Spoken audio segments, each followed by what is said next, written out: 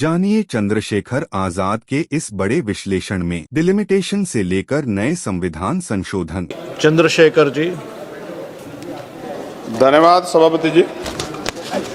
मैं आज इस सदन में अत्यंत महत्वपूर्ण, ऐतिहासिक और संवेदनशील विषय पर अपनी बात रखने के लिए खड़ा हुआ हूँ। यह केवल एक विधेयक नहीं है, ये भारत की लोकतंत्र की आत्मा का प्रश्न है। यह उस न्याय की परीक्षा है जिसकी नींव हमारे संविधान में रखी थी, और यह उस विश्वास का सवाल है जो देश की करोड़ों महिलाओं के संसद से जुड़ा हुआ है।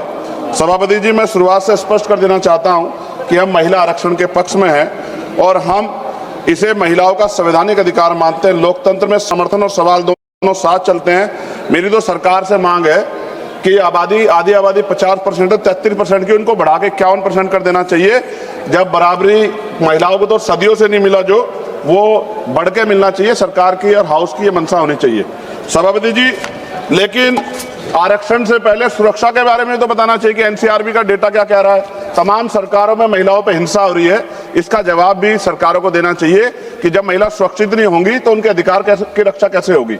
जब हम महिला सशक्तिकरण की बात करते हैं तो ये कोई नई सोच नहीं है, ये उस परंपरा की निरंतरता है जहां सावित्रीबाई फूले, मां रमाबाई, अहिल्याबाई होलकर, फातिमा शेख, झलकारी बाई, मां उदा देवी पासी, अवंतिकाबाई लोधी, मां फूलन देवी जैसी वीरांगनाओं के संघर्ष हमारे सामने उदाहरण है।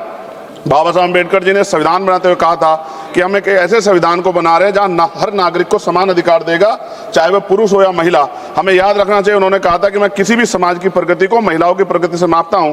बाबा साहब अम्बेडकर जी ने सबसे बड़ा क्रांतिकारी कदम था वो हिंदू कोड बिल था। उन्होंने उसमें महिलाओं को संपत्ति में अधिकार, विवाह और तलाक में बराबरी, गोद लेने का पूरा अधिकार था। और इसके जब वो सफल नहीं हो पाए तो उन्होंने कानून मंत्री पद से इस्तीफा दे दिया सभापति जी।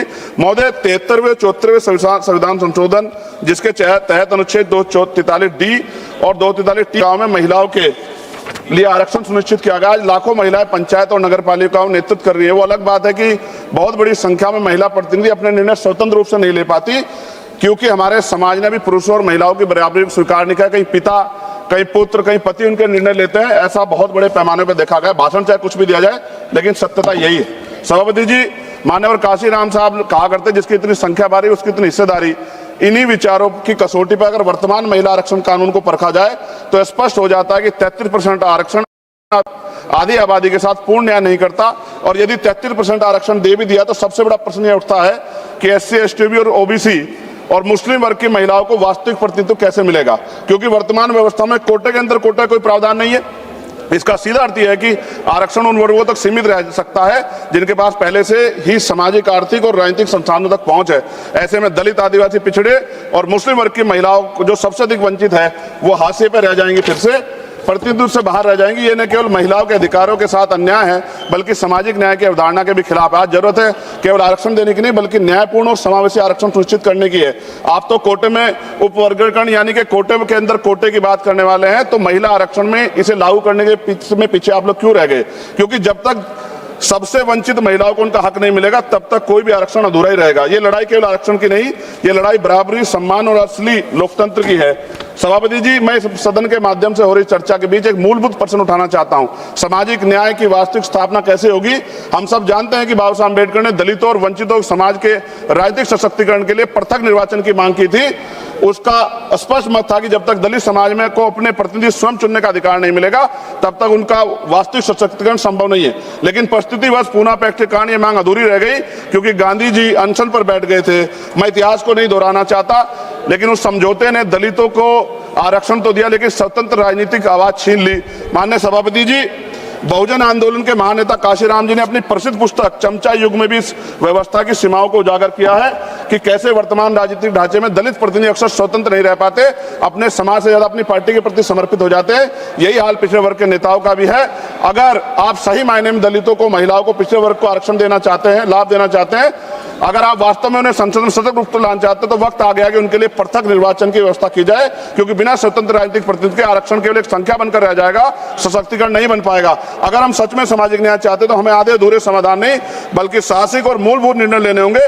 उसके लिए पृथक निर्वाचन की व्यवस्था करनी पड़ेगी। लोकसभा की तरह सभापति जी, राज्यसभा की सीटों में वृद्धि होनी चाहिए। वर्तमान में राज्यसभा की सीटें लोकसभा की सीटों के लगभग 45% है, इसलिए लोकसभा सीटों को बढ़ाने के बाद राज्यसभा की सीटें बढ़ाकर 850 का 45% यानी कि लगभग 383 सीटें होनी चाहिए। सरकार ने अगली जनगणना में, जब गृह मंत्री बोल रहे थे उन्होंने कहा था कि जातिगत जनगणना कराएंगे, वादा किया था अगली जनगणना में SC ST OBC की जनगणना की जनसंख्या की गणना के बाद अब समय आ गया है कि राज्यसभा, विधानसभा, विधान परिषद में भी SC ST की तरह OBC वर्ग के लोगों को जनसंख्या के अनुपात में आरक्षण दिया जाना चाहिए, जहां जहां भी अब तक लागू नहीं है। और पिछड़ी और अति पिछड़ी जातियों को भी लोकसभा और विधानसभा में आरक्षण की व्यवस्था हो जैसे SC ST के लोगों को है। सभापति जी, हमारा संविधान कहता है कि प्रतिशत जनसंख्या के आधार पर होना चाहिए, साथ ही संघीय संतुलन को भी बना रहेगा। 1976 और 2001 के परिसीमन को रोकने का निर्णय इसलिए लिया गया था क्योंकि उस समय यह समझ थी कि अगर केवल जनसंख्या के आधार पर किया गया तो राज्य जनसंख्या नियंत्रण में सफल, जो राज्य जनसंख्या नियंत्रण में सफल रहे वो नुकसान में चले जाएंगे। सरकार तो कहती है कि प्रक्रिया निष्पक्ष होगी, लेकिन सवाल उठता है क्या इसके लिए सभी राज्यों का व्यापक परामर्श हुआ? क्या कोई सर्वदलीय समिति बनाई गई? क्या राज्यों की सहमति ली गई? अगर नहीं तो यह प्रक्रिया सहमति से नहीं, सख्ती से लागू की जा रही है। मेरी मांग है कि परिसीमन से पहले सर्वदलीय समिति बनाई जाए, राज्यों के बीच संतुलन बनाए रखने के लिए कोई फॉर्मूला तैयार हो।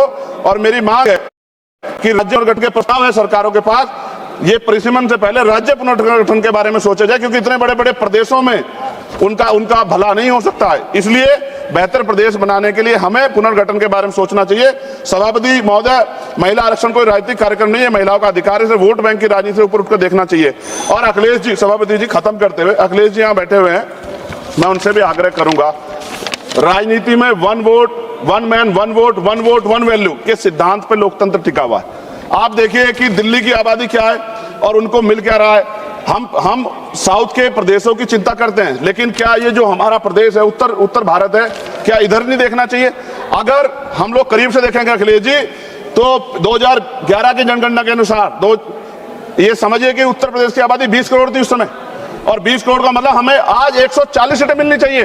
राजस्थान के साथ भी छल हो रहा है, मध्य प्रदेश के साथ भी, बिहार छत्तीसगढ़ के साथ भी, हरियाणा के साथ भी, पंजाब के साथ भी। मेरी ये मांग है कि हम राजनीतिक भाईचारा निभाते हुए ये ना भूल जाए कि हमारे प्रदेशों के क्या हाल है। आप समझ के देखिए, एक MP कितने क्षेत्रों को कवर कर सकता है? इतनी बड़ी बड़ी लोकसभाएं बनी है।